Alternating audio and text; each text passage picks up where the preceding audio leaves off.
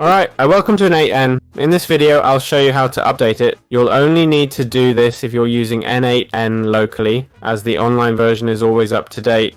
You might see critical update available, or you may just want to update it, okay? So, as you can see, there are different options. It says it's important to keep your n8n updated to have the latest improvements and changes. As you can see, there are two options, npm, which I use, or docker, okay? If you have it through npm, just type npm update n8n in a command prompt, okay? And then it'll start updating, okay? Where do we find the command prompt? Well, we can simply search for command prompt or cmd. You can also use Windows plus R and type cmd.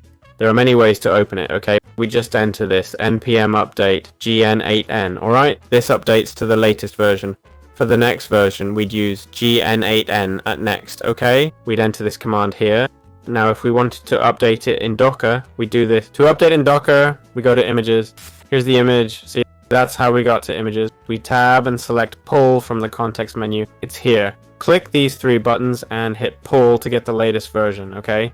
We can also use this command line in Docker, which I think works in CMD too, alright? Here are all the lines of code and such. So that's how you update, okay? I'll wait for the update to finish, which should be wrapping up soon, and show you how it's updated. Well, as you can see here, we now have the updated version, alright? It's telling us there's a minor version available, okay?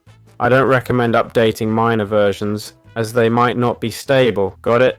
It's better to go for major versions, which are more stable, but that's up to you. If you want the latest, or if it fixes a crucial bug, you can update.